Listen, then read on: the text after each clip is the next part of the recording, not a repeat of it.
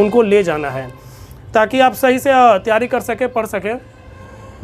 ज़्यादा तो नहीं बोल पाऊँगा क्योंकि समय बहुत कम है हमारे पास, फिर भी इतना मैं आप लोग को शुभकामनाएँ दूंगा कि आने वाले एग्ज़ाम में अच्छा कीजिए। हाँ, एक चीज़ का ध्यान ज़रूर रखिएगा कि ये तो 10th का एग्ज़ाम हो गया, इसके बाद आगे आप लोग का 12th होगा, उसके बाद फिर आप ग्रेजुएशन करेंगे, कोई इंजीनियरिंग में जाएंगे। किसी न किसी समय में, ऐसा नहीं है, लाइफ के स्पैन में जो भी आप लोग का चल रहा है, एक समय ऐसा आएगा जब आपको लगेगा कि पढ़ाई बेकार है। मैं बता रहा हूँ, आपको ऐसा फील आएगा कि पढ़ाई बेकार है यार, कहाँ ये सब मेहनत कर रहे हैं, कहीं कोई बिजनेस वगैरह हम बच्चे में करते तो ज़्यादा बढ़ते हैं। वो एक टर्निंग पॉइंट होता है।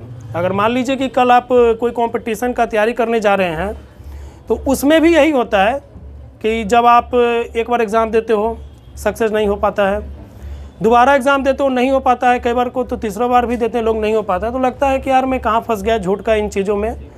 लेकिन जब आपको ऐसा लगने लगे कि अब मैं कहाँ फंस गया हूँ, तो समझिए कि आपका सफलता बहुत नज़दीक है, क्योंकि आपने उस पायदान को पार कर लिया है जहाँ पर इंसान का दिमाग भटकता है, लेकिन आप उस जगह पहुँच चुके हो कि अब आप सफल हो जाओगे।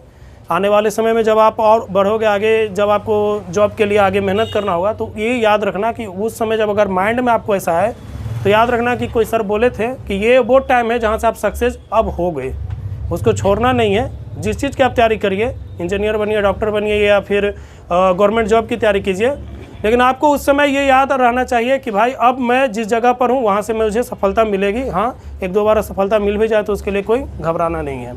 ऐसा लगता है कि एग्ज़ाम के पहले जब तक आप पेपर नहीं देते हो, मन में बहुत तरह की भावनाएं होती हैं कि मैं पास कर पाऊंगा नहीं, कितना हार्ड क्वेश्चन है वगैरह वगैरह, बहुत सारे इस तरह के बात आएंगे।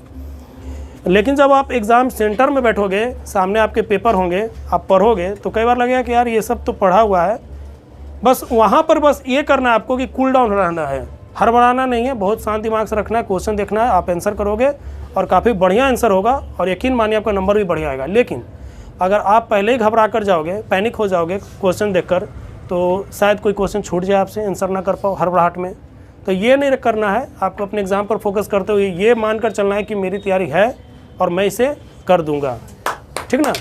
मैं इसे कर दूंगा मतलब घमंड नहीं होनी चाहिए, मैं इसे कर दूंगा, आपका स्वाभिमान, विश्वास होना चाहिए। दोनों में बहुत कम फर्क है, बहुत माइनर का डिफरेंस है। मैं इसे कर दूंगा ये आपका स्वाभिमान बोलता है और मैं ही केवल कर दूंगा ये आपका घमंड बोलता है, ठीक ना। तो ये थोड़ा सा का डिफरेंस है, माइनर सा डिफरेंस है, तो इसको समझना है। लाइफ के आगे हर पड़ाव में आपको इस तरह का लगेगा। आप लोग की बढ़ती उम्र है और मैं ये आप लोग को बताना चाहूँगा, इस उम्र में खास करके जब से मैं सिवान में आया हूँ, इससे पहले मैं कटिहार में भी जॉब किया हूँ, मल्टीनेशनल कंपनी में मैं इंजीनियर हूँ, तो मैं वहाँ जॉब किया था। बाद में तो सोचा कि थोड़ा सा लोगों से मिल लिया जाए, इसलिए पुलिस का जॉब ले लिया। तो ये चीज़ माइंड में आप रखिएगा कि सिवान का जो मैं देख पा रहा हूँ स्थिति, तो आप लोग बहुत फॉर्चुनेट हो।